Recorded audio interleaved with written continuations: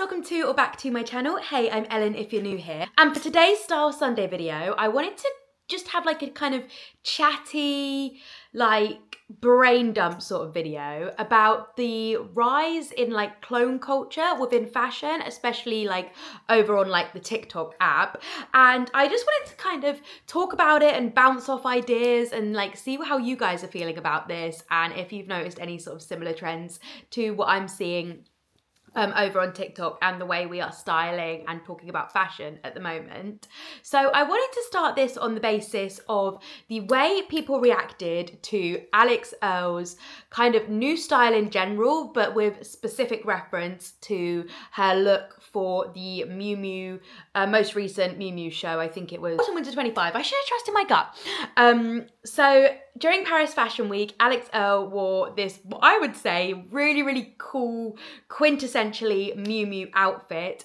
And it really divided opinions online.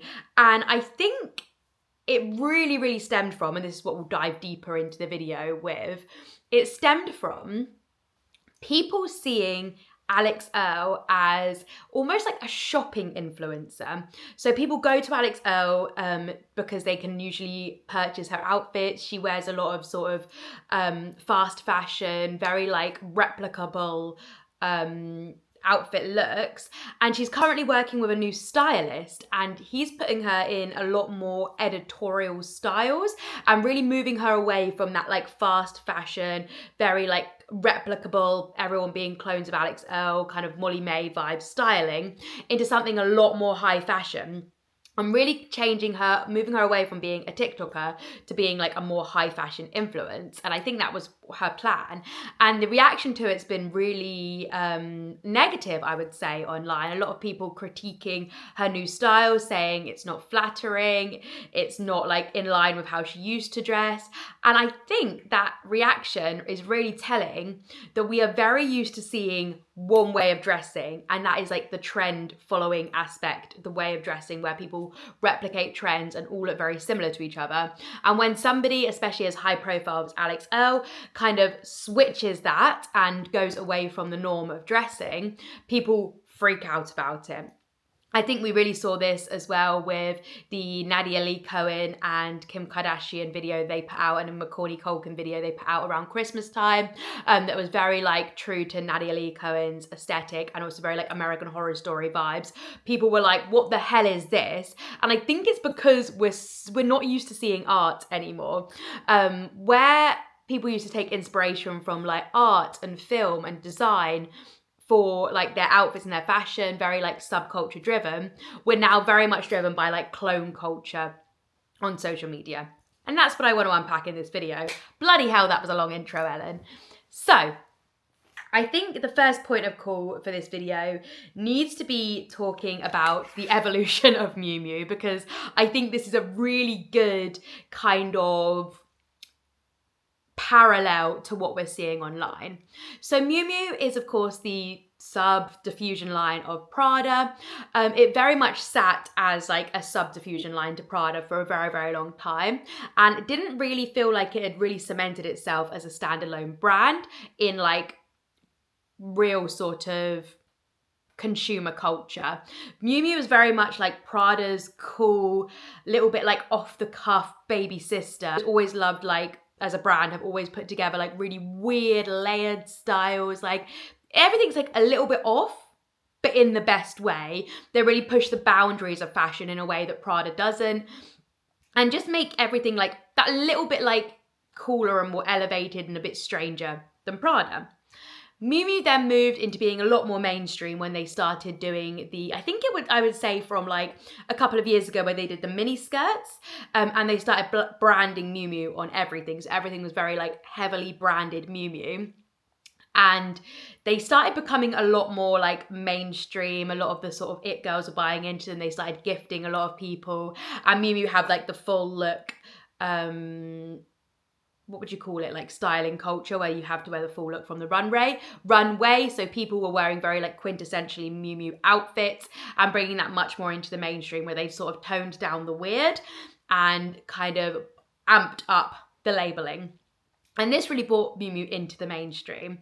And I would say in the past 2 seasons, Miu Miu have switched a little bit back to bringing a little kind of weird Sister of Prada element into their styling, which I love to see.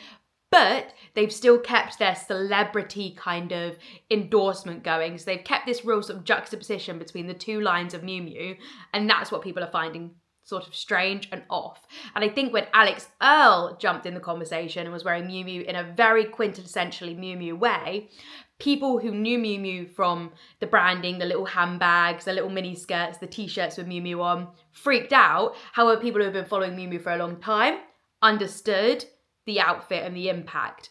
And I think that's when these sort of like people who are following because it's like become a cool brand name versus the people who are following because they love the art and the vision behind the brand kind of have this sort of different take on that outfit. It was once a very avant-garde brand and became more commercially orientated and brought in these sort of mainstream celebrities. And they've, just kept that juxtaposition, which is, it's really interesting. And I think this really sort of hints on the rise in sort of clone culture and people deciding what's sort of fashionable and really like just running with that rather than looking at like sort of a broader inspiration pool. I would say the inspiration for most people's style and aesthetic now comes directly from social media rather than being pulled from like the art and culture in the world around them, which is something we used to see a lot more, and now we see a lot more of people just pulling from social media. I watched a video the other day and she stated in that video, you can usually look at somebody and by what they're wearing, you can tell their screen time, which is scary. And then there was obviously that video that went viral of the influencer event where everyone was wearing the white jeans and beige trench coats. And it is very much like the forecasting WGSN, forecasting trend companies, they're deciding what the trends are probably 18 months earlier. And when they hit us, they are everywhere. So for example, I would say at the moment, polka dot is a really key trend and it's everywhere. Like you get so immersed in this little pocket of the internet where that's what everybody's wearing that like everyone on the internet starts wearing it and everybody chronically online starts wearing it, and then it sort of feeds out into the mainstream. And that's what we're really seeing. And we are seeing the trend cycle becoming so fast as well. And I really thought people would become like fatigued by it. That's actually what I'm going to make my next video about, is like, are we seeing trend fatigue yet? Because I think we're talking about it a lot more and we're talking about like individuality and personal style a lot more.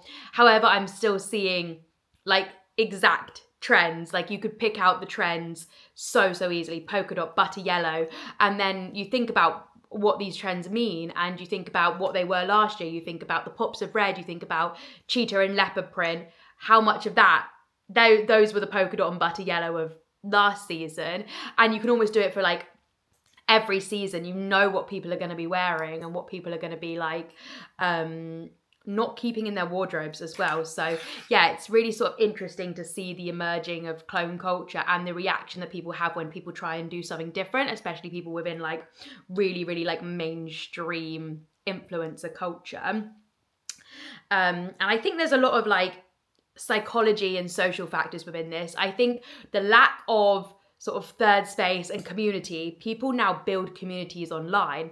And the way that people would signal what community you were part of sort of in the past, I don't know, 40, 50 years ago, maybe even less, would be how you dress. You dress for your certain subculture.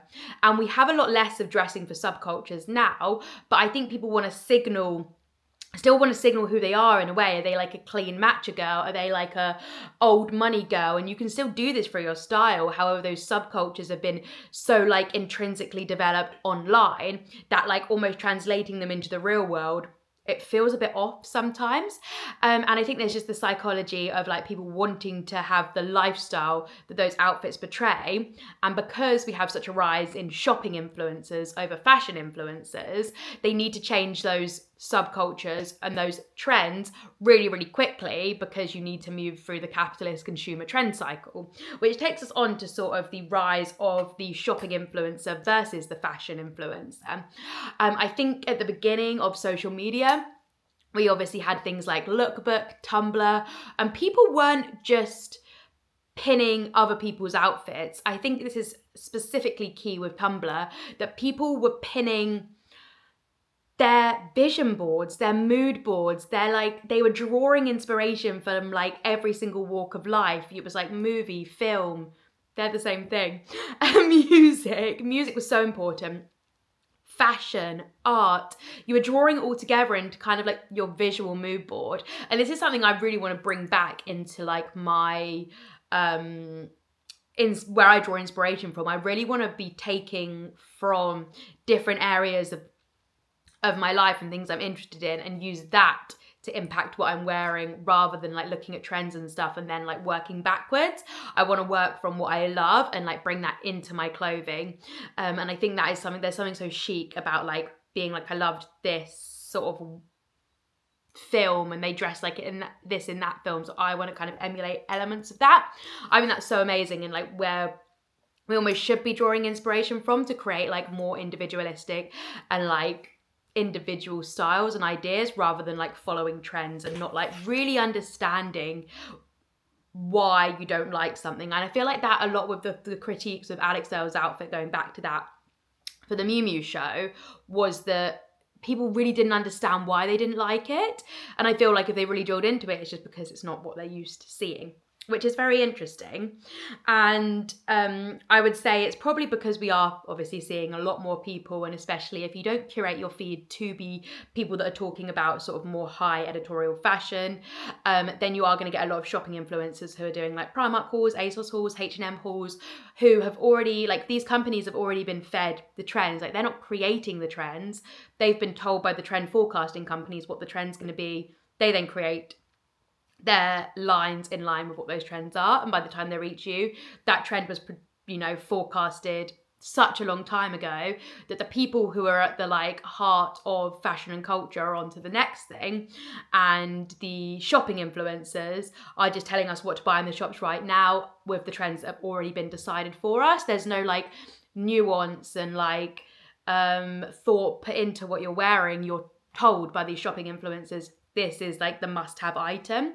And obviously we see the rise of like, get it now, things selling out, like that one viral jacket that happens every year, that one viral pair of trousers, that one viral jumper. Like, we have these also within that, have these really key items that we see everyone wearing, which obviously kind of, you lose your creativity within the trend cycle. And I think that's kind of bringing us back to like Alix Earle's transformation and her wanting to try and do something different. We saw Addison Rae, love that girl, move so effortlessly from being a TikTok star to being a sort of celebrity in her own right, because she had like a really clear vision for like who she was becoming, the very like 90s it girl branding.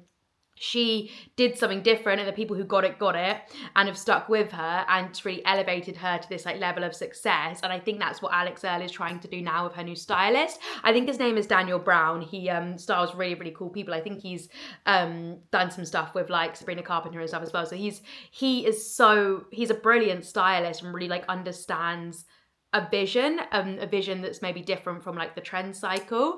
I think there's a lot of cool stylists doing awesome things at the moment, and they're always like that little bit ahead of what's going on like in the mainstream, and it will always filter down. Like Alix Earle at the moment, we're probably not enjoying her style because we're not there yet in terms of what we're looking at visually, but we like, the consumer will get there, and she will be on to the next thing. So this sort of like, I watched a video like today about how she's doing a messy bun now instead of a slick back bun, and how is that a recession indicator, or is that like her trying to like move away from like the clean girl, very slicked back bun aesthetic. She's wearing less makeup. She's got like her skin out, and like not worrying about that. Like, she's really moving away from clean girl, and I like really love to see that as well, because that's going to set a trend. And I think she is a little bit ahead. Obviously, Pamela Anderson did it first, but Pamela Anderson is the trend queen. Well, not trend queen, as in she's the blueprint, you know? Like, she was always creating trends, and she was always ahead of her time in terms of stuff like that. And I think we should look to people like that for inspiration. Like, I find Pamela Anderson very inspirational. Would definitely recommend checking out her Substack. So sort of in conclusion, I would say the emphasis around Alix Earle's current style, specifically on the Miu Miu trend, really shows the space we're at within our personal style and fashion journey. I think there's sort of a lot of like interesting takes we can take from people's reaction to anybody trying to do something different within fashion, and how people are sort of told what to wear and they don't like it when anybody else does something different because it feels off, because we are so used to sort of clone culture and the same thing being shoved down our throats over and over and over again, especially on apps like TikTok where you just scroll, you see a lot of the same thing, you see something different, it like sets you off. And I think that's what we're seeing at the moment with people disliking things. And obviously people are allowed to have their opinions. Of course you are, on what you like and dislike. However, I think the analysis of things people don't like comes from a place of like, it's weird and different, rather than being like, I don't like it because X, Y, and Z. And I find that really, really interesting. So yeah, I really hope you enjoyed the video, guys. Let me see if I've missed any of my key points. I've basically just said that I think it is critical to assess fashion choices and seek balance between embracing trends and maintaining personal style.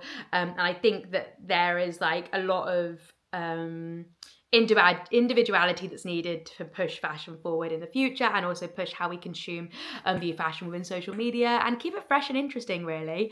So yeah, I really hope you enjoyed that little like brain dump video essay type vibe.